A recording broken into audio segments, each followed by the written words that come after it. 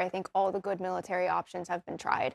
I think there are 100 ways to lose this war, and I think there's one way to win it, and that is to leave. Both denying the truth of this reporting, but also confirming it, and then going after the leakers, which is often a step that he takes. I think when you start sending $1,000,000 missiles at $1,000 drones, that's a problem to begin with. I think when you have poor leadership, that's a problem to begin with.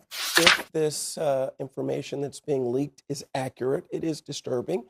As a person who supports a strong national security, I do think there are too many yes people around the president not telling him the truth and just telling him what he wants to hear. They know that they can control the strait. And so knowing that our stockpile is low is just going to give them even more. So we're in the middle of a conflict. Why wouldn't they be? You're using weapons.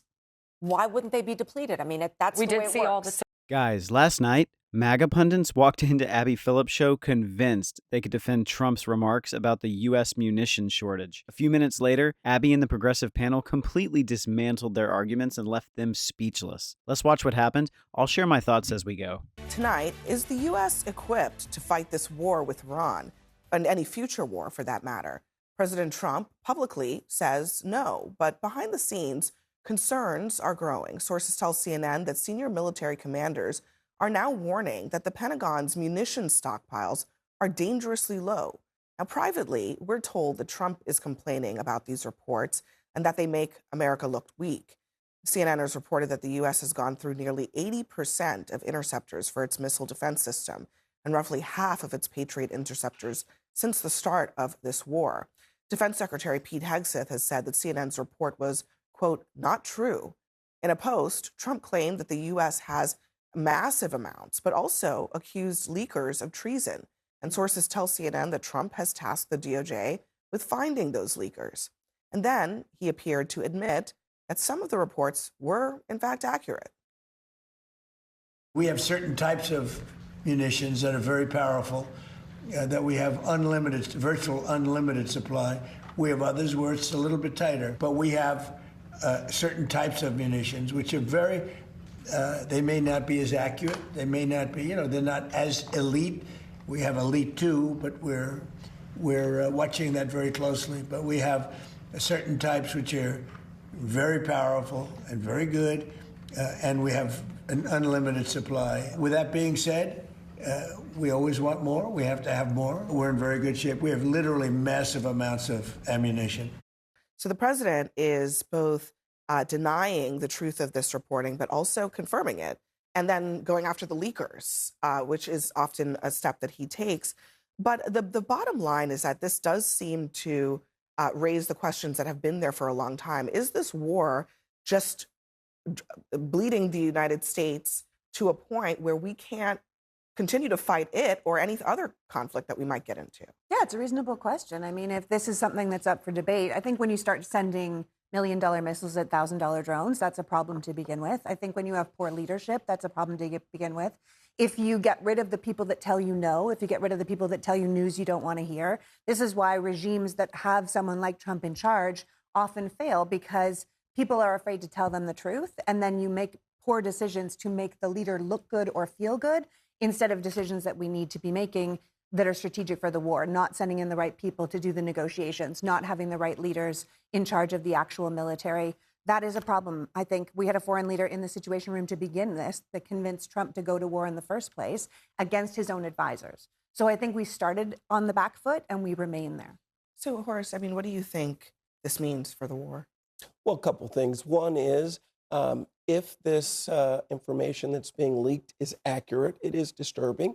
As a person who supports a strong national security, I have always wanted to make sure we stay on top of our military arsenal. The president actually has submitted perhaps the highest numerical price tag for a defense budget in history. And that is the kind of thing that one would do as a way to make sure that we stay. But again, I don't know that these stories are true. I will say I think they are true if Trump is posting about it being treasonous. And I agree with your point that it's very disturbing if they are accurate. But it leads me to believe they are when he's posting about it and wanting to target these leakers and go after them. And I'm happy that the information is out there, though, even though it is concerning because now the Iranians know just how weak we are. And so I am worried about that they're going to be even more emboldened than they are in this war. I think that they feel like they have the upper hand right now. If you look at something like the Strait of Hormuz, I think that is a red line when they're negotiating with us now. They know that they can control the strait. And so knowing that our stockpile is low is just going to give them even more. And they're on the cusp of a deal. But doesn't that actually, but for a fee? But doesn't that actually justify the argument if in fact these statements are not true and they are emboldening our enemy? It would be the kind of thing that you'd want. If it's both things can be true. Both things can be true, right? On the one hand, you can say this information being out there isn't great for the United States because we are right now prosecuting a war. I think that is a fair statement. Anyone would say that. Any leader of this country would say, I don't want my enemies knowing what my stockpile is or is not. That's one thing. The second thing can also be true, which is that the American people have a right to know exactly how this war is being prosecuted. The reason these stockpiles are low, why is that? Because this is a war that isn't just with Iran. This is the United States is acting like an umbrella for an entire region. Iran is hitting all of its neighbors, and the United States has to act defensively. So that's why these weapons are being depleted. They're being depleted. I mean, one would assume we're in the middle of a conflict. Why wouldn't they be? You're using weapons.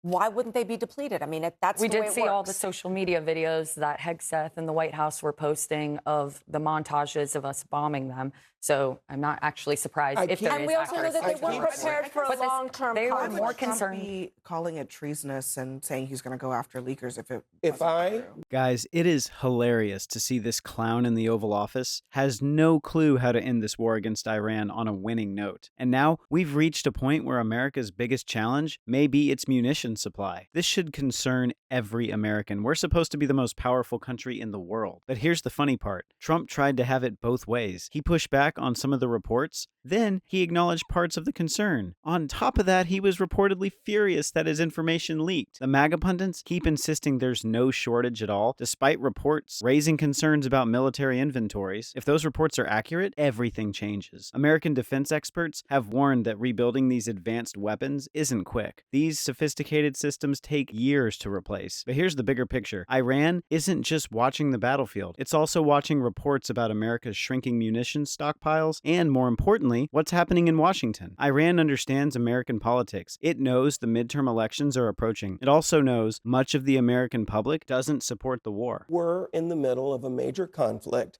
and some other entity was attempting to undermine my ability to threaten my enemy. That would be enough. How does it undermine our ability to threaten Iran if it's not true?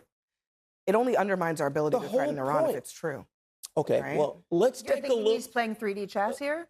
I'm not saying anything about what the president's doing, but I will say all I got to do is look at World War II.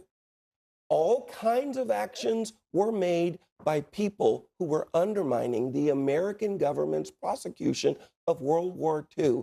They didn't do it because they were trying to inform the American people. They did it as a way. The same thing happened during You're not answering my question. The same thing happened during the time of the Cold War. If we have the missiles, our ability to prosecute the war isn't changed. If we can prosecute the war because we have everything that we need, we're good to go. It sounds like you're concerned that it's true. It's not true at all. If I operated a bank and I had state-of-the-art security and people were going around saying that bank doesn't have any protection, guess what? Just because I have state-of-the-art protection doesn't mean my bank might not get attacked. It is the exact opposite from a national security perspective. I think his point about World War II is actually more interesting if you look at it from the other side. Hitler was one of those people that didn't want to hear bad news, and so people kept telling him what he wanted to hear. They went into the Soviet Union area, the Russia area, against the wishes of his own side, because he didn't want to hear the bad news, and they put themselves in major problems. There's literally been reporting that when they're briefing Trump about the war with Iran, they just play him video montages of us blowing stuff up, but he's not actually getting the facts. He's not getting the correct facts.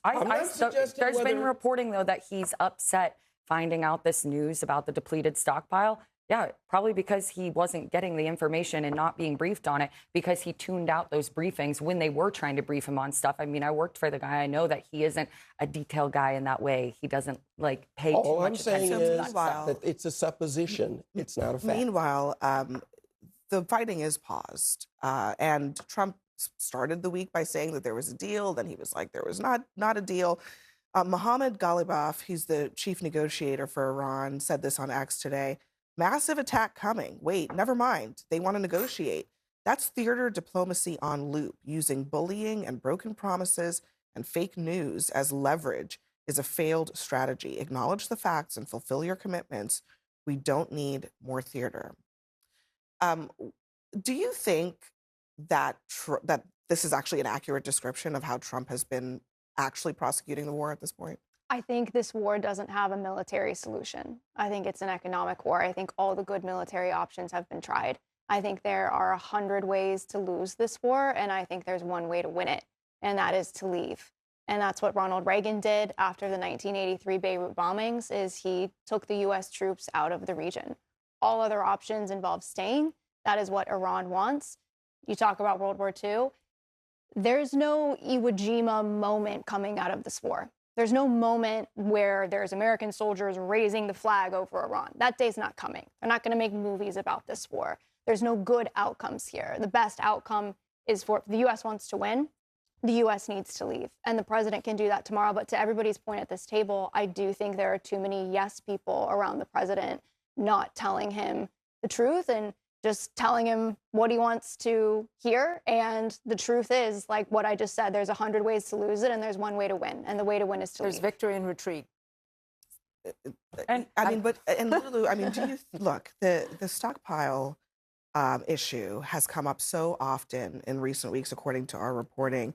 Guys, that's only half the story. The Strait of Hormuz, through which nearly 1/5 of the world's oil passes, has become one of the biggest pressure points in this conflict. It's pushed oil prices higher, and Americans feel that at the gas pump. Higher fuel prices increase the cost of everything, including groceries, transportation, healthcare. They also put more pressure on household budgets, forcing families to spend more on everyday essentials. Now, here's the twist that has political pundits talking. No president wants to admit that a military operation has cost more than expected. The reality is, Trump is under growing pressure to find something he can present as a success. The brainless MAGA pundits still argue that this war could be good for the American people. Seriously, what the hell are these goons talking about? American families are under immense pressure because this war is affecting their budgets. And on top of that, America's ability to fight a long-term war seems concerning because of shrinking munition stockpiles. Trump was warned that starting a war against Iran would carry enormous risk. But this egotistical idiot did it anyway just to flex his muscles. And now, he's no clear exit strategy, while the munition shortage has made his problems even worse.